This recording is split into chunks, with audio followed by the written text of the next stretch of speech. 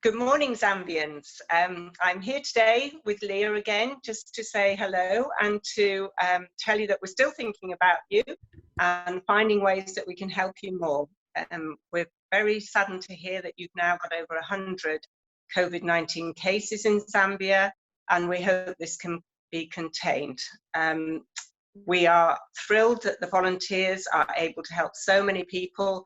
The awareness campaign is doing really, really well, but we need to get the message out to more people to prevent people gathering, to prevent people shaking hands, the wonderful Zambian greeting. We have to really, really get this message out to rural communities. I'm still hearing that there are areas that don't know what coronavirus is. So the more you can spread the word and create awareness, the more people can be helped and we can prevent the spread of coronavirus.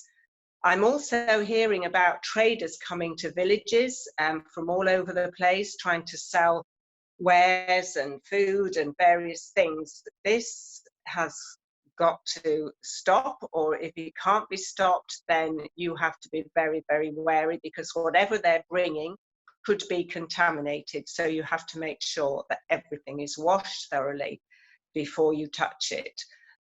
Even if it's food, it still needs washing thoroughly with water.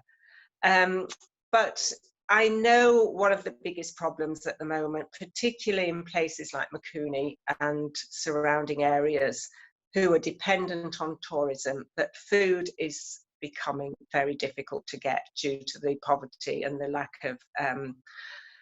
of crops that were grown as a result of the drought. We're doing everything we can to raise money to actually send you more funds to buy food. I think this last week we distributed 1,000 bags of maize to Makuni, to Kasangula and to Musikatwani.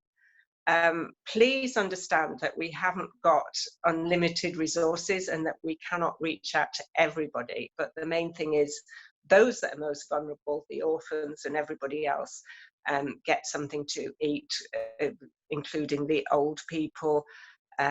Many of them are living on their own with nobody to support them. So great job to the volunteers. Thank you all for all you're doing, because you're putting your lives at risk as well. And also thanks to Natasha and Alfred, who've got a supply chain going of masks. One of our donors, Katie in Canada, has kindly donated funds for you to make these masks, and I believe you've made over 70 so far.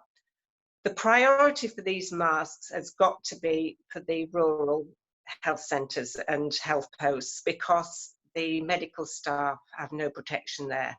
And I heard of a hospital where 3 medical staff were contracted COVID-19 just from one single person who had the virus. So it's imperative that they have priority, because after all, they are there to help you if you get sick. We'll also now expand that, because we have more donations, to community health workers, just the same as with malaria or any other illness of flu. These community health workers are invaluable to the health system in Zambia. They do an amazing job and they're very well trained, but we also have to protect them to be aware of COVID-19.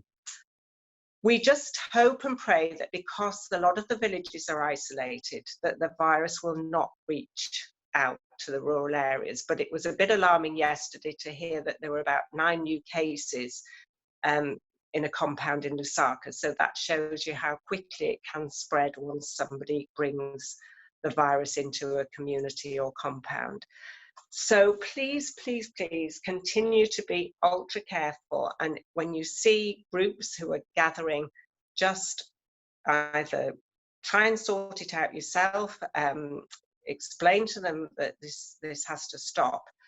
I believe that the government have allowed churches to resume now. Now, this could be a hotspot, which it has been in other countries. So obviously you follow your government's guidelines, but we'd like to also say, please, please be ultra careful. If you are going to church on Saturday or Sunday, keep your distance from people and no handshaking.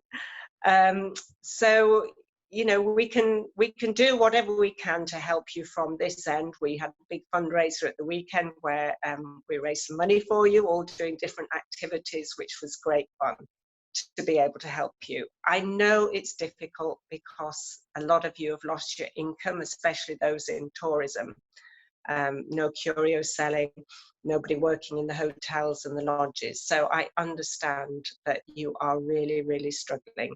So obviously the priority has got to be food, and we will reach out to as many people as funds are available, but please understand that we can't help everybody, and priority must go to those most vulnerable people.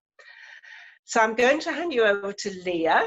She's got a bit of advice for you. And, you know, it is a difficult time, but try and find things to do to keep yourself occupied.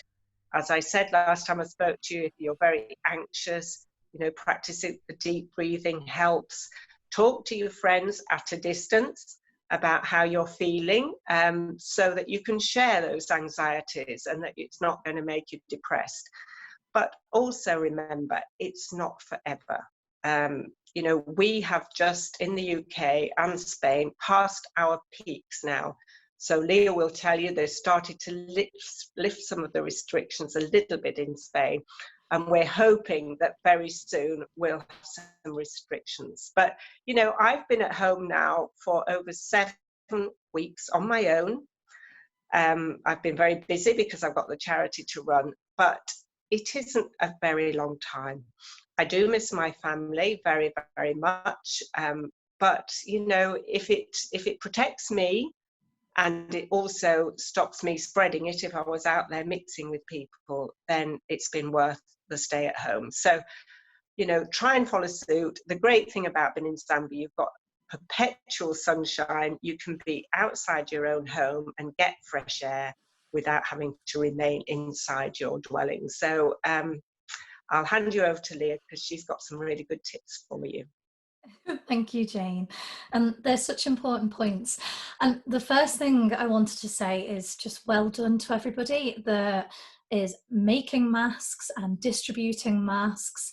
And something that is so important when we're going through a difficult time is to have a reason, a mission in that, and you found your mission, and well done. You know, well done to you all for helping out. Keep being useful. That'll keep you going through this. As Jane said, it's not forever. Change will come, and you know you want to feel proud after this. Proud that you did as much as you could. Proud in the way that you reacted. So, you know, you do get a choice. You can choose to feel low and be upset and be angry about the situation, or you have a choice to think about it differently and look at ways that you can make a difference and that you can learn from this and you can grow from this. So well done. I'm really, really happy to hear that you're all working so hard on the masks. Also, while we were recording with Jane, I touched my face and I thought, oh, I'm going to sound like such a hypocrite now, because something that you mustn't do is touch your face. Try not to. Try and be conscious at all times about your face and touching it. You really, really need to try and avoid doing that, because that is one of the top tips to reduce the spread of COVID-19. I think occupying your time, it does get boring, trust me. I've been locked at home now for over 6 weeks, and we weren't allowed out at all. I'm very excited that tomorrow we're allowed out for 1 hour a day within 1 kilometre of home. Yay. Exciting. But things to do whilst you're at home, you're all amazingly creative. You're artists, you sing beautifully, everyone. Everyone I met in Zambia has the most beautiful voice.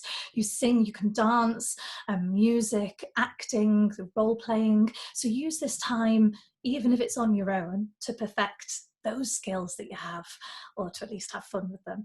And even what's public speaking? You know, practice your educators. you're helping to make the world a better place. So what a great time at home to stand there and practice your public speaking to yourself. So yeah, just try and be creative and try and occupy your time and just keep holding on to hope, which is why I'm wearing this bizarre t-shirt. So as you can see, there's a rainbow. And the reason I'm wearing this t-shirt is because the rainbow has become the symbol of hope during COVID-19. It's the global symbol of hope. And the minute that I got hold of this t-shirt, the first thing it reminded me of was the Victoria Falls and the rainbows I used to see when I was there. Every time I visited, the rainbows everywhere. And so when things get tough, which they will, you know, life can be tough, as you know, but when it does get tough, think of those things that symbolize hope for you, and the rainbow could be that. And underneath the rainbow on the t-shirt is a phrase that says in Spanish, todo va a salir bien, and that means that everything's going to be okay. So that's how I wanted to finish this off. Everything will be okay, and especially because you're all working so hard to make sure that it will be okay. Right, thank you so much for listening, and stay safe and stay strong, and we'll be thinking of you. Okay, bye everybody.